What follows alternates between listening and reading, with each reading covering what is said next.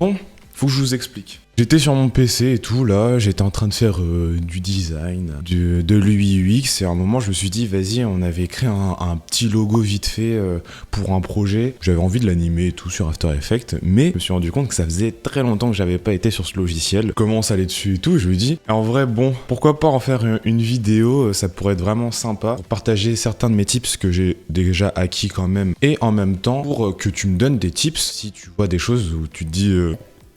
Qu'est-ce qu'il fait? Il fait quoi là? Il fait quoi? Le but de cette vidéo, c'est d'apprendre des tips à des personnes qui ne connaissent pas du tout After Effects, donc ça va être vraiment des trucs très basiques, et pour ceux qui sont beaucoup plus habitués à faire de l'animation, de faire gratter un peu et de me donner des petits tips. Donc, on va commencer une série de vidéos qui s'intitule Plus jamais nul. Je pense que t'as compris le principe, et on va commencer maintenant.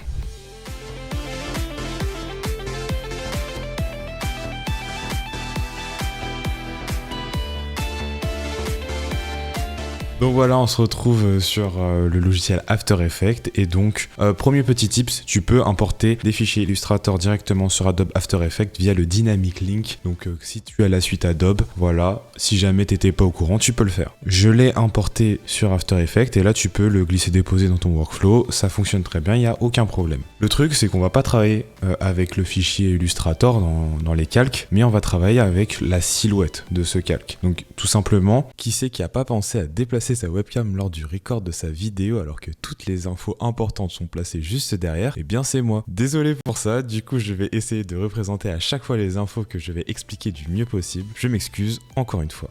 On fait un clic droit, créer des formes à partir du calque vectoriel. Donc là en fait du coup tu as vraiment en mode silhouette tous tes calques de Illustrator qui sont vraiment reflétés directement sur After Effects dans un nouveau calque. Tu vas pouvoir travailler directement dessus, jouer avec les tracés, tout ça, etc. Tu peux faire ce que tu veux avec, ça fonctionne. Là, en l'occurrence, vu que j'ai un logo texte, j'aimerais bien pouvoir travailler en fait les lettres indépendamment l'une des autres, donc séparer en fait tout le calque. Donc il y a deux méthodes pour ça. La première, elle se fait en 3 clics, mais il faut avoir un plugin pour ça. Donc je te montre quand même, on sait jamais. Le plugin Motion Tools qui se trouve là, ici, et donc en fait, en faisant juste extract, c'est fini. Genre du coup, là, tu as tes lettres, il n'y a aucun problème, et là, tu peux supprimer silhouette, et ensuite, il te suffit juste de renommer comme il faut, proprement. Et voilà, c'est fini. Le plugin coûte $40. Je pense que tu vas pas investir $40 juste pour faire une animation si tu n'utilises pas vraiment beaucoup After Effects. Il y a une autre méthode pour faire ça, pareil. Ça te prend juste 1 minute en plus. C'est simple, c'est tu vas faire calque, nouveau, calque de forme. Et du coup, tu vas regarder le nombre de groupes que tu as ici. Donc là, en l'occurrence, il y en a 4. Donc je vais dupliquer pour avoir 4 calques de forme. Donc calque de forme 1, 2, 3, 4. Donc pour dupliquer, c'est très simple, petit tips, CTRL D, dupliquer, CTRL D. Je pense que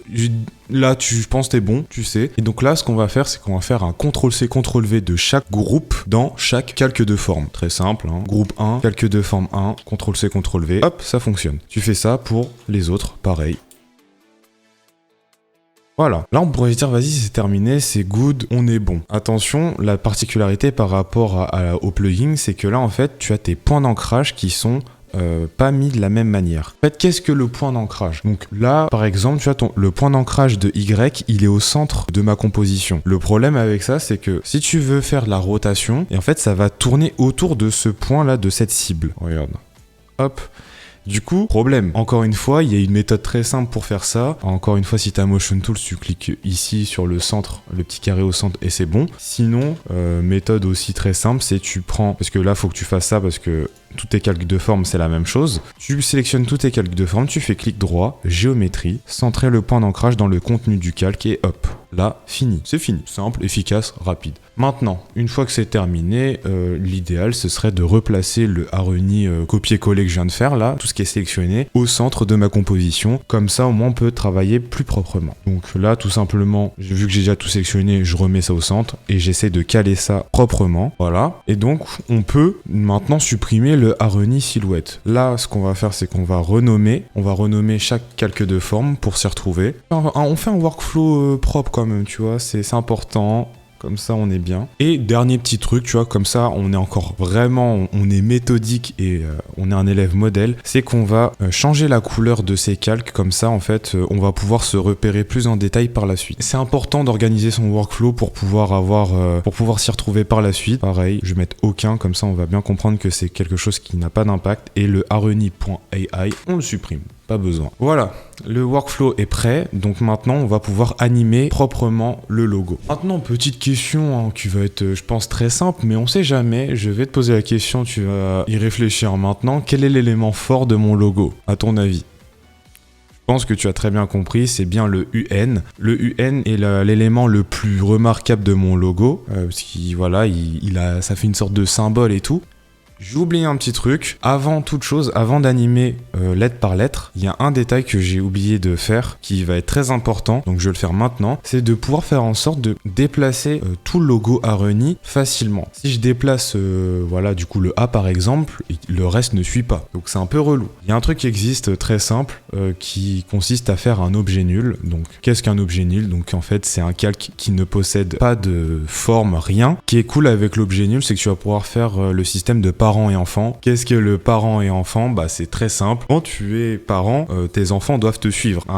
C'est, on va dire, voilà, on grossit le trait, c'est quand t'as les parents, les enfants doivent suivre ce que les parents disent. Bah là, sur After Effects, c'est la même chose. Si l'objet nul est le parent de toutes les lettres là, donc toutes les lettres sont les enfants, et bien si j'indique une position, un déplacement de position du parent, les enfants vont suivre. Et donc, ce qui fait que maintenant, si j'ai envie de faire un déplacement, un mouvement particulier avec tout le logo Harmony, je le fais via l'objet nul. Je l'ai appelé logo, comme ça on sait que c'est tout le logo qui est influencé par les caractéristiques de l'objet nul. Maintenant, une fois que tout ça est fait, maintenant on va pouvoir travailler sur le UN pour commencer. Un autre tips pour ne pas être brouillé par toutes les autres informations, même si là il n'y a pas beaucoup d'informations, c'est d'appuyer directement sur la colonne ici. Donc là par exemple sur le UN, d'appuyer pour avoir le point, et ça va isoler en fait le calque en question. Donc en fait c'est une colonne qui s'appelle solo, et en fait ça masque tous les calques. À partir du moment où tu as appuyé une fois sur un point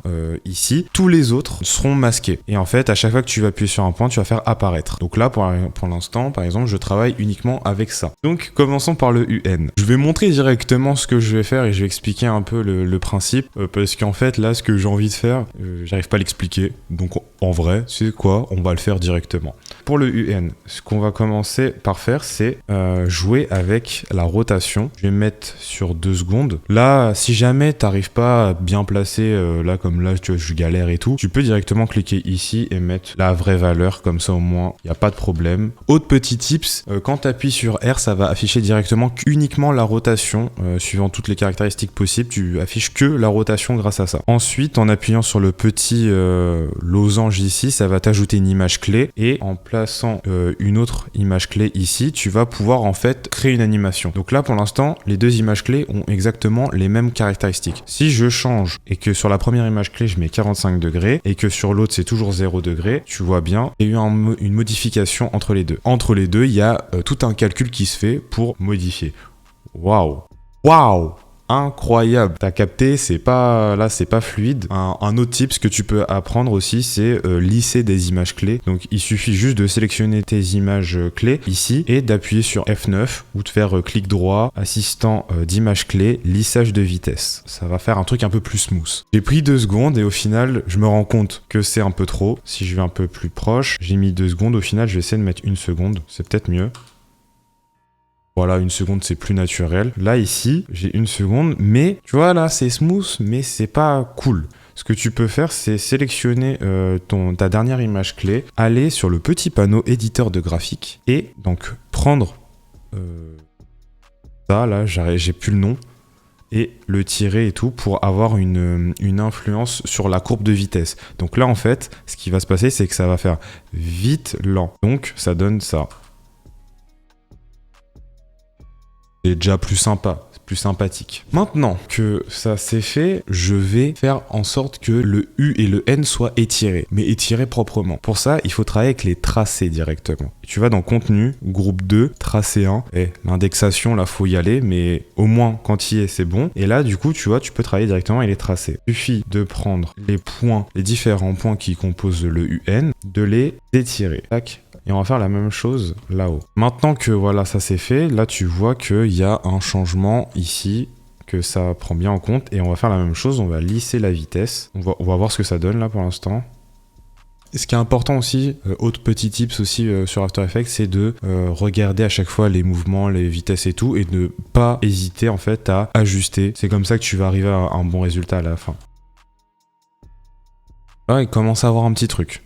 Là, on a notre UN. Pour rendre le truc un peu plus cool, ce qu'on va faire, c'est qu'on va ajouter des tracés qui vont accompagner le mouvement. Ce qui est important aussi en animation, c'est pas de créer une animation juste avec l'élément principal qui bouge, mais de rajouter des éléments autour qui vont permettre de créer des fois du mouvement, créer un peu plus de profondeur en fait dans ton animation. Et donc là, par exemple, tu vois, on voit bien que ça reste déjà très vide parce que pour l'instant il n'y a que le UN, mais du coup il faut rajouter quelque chose. Et moi ce que je compte faire là, c'est de rajouter 2 traits autour, tu vas voir. Pour ça je vais utiliser l'outil plume, je vais faire un tracé là comme ça, tac. Et je vais lui indiquer une rotation de 45 degrés pour avoir exactement la même inclinaison que mon UN. Je le déplace sur le côté comme ça. On essaye de faire un peu de l'à peu près, mais on essaie d'avoir un espacement assez propre. Donc là, ici par exemple. Et on va jouer avec ce tracé. On va travailler un peu plus spécifiquement sur la line. Donc pour ça, on va aller dans Ajouter, réduire les tracés. Là, ce que je viens de faire, c'est que je viens de rajouter une caractéristique sur mon calque de forme. À la base, il n'y a que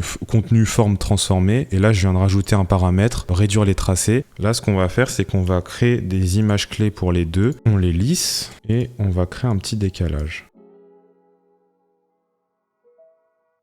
Là, je viens de faire le tracé. On a fait une ligne. Donc, ce qu'on va faire, c'est qu'on va la personnaliser un peu, tu vois. Je t'arrête tout de suite. La vidéo fait déjà plus de 10 minutes. Si on va plus loin, je vais trouver que la vidéo sera trop longue, répétitive, etc.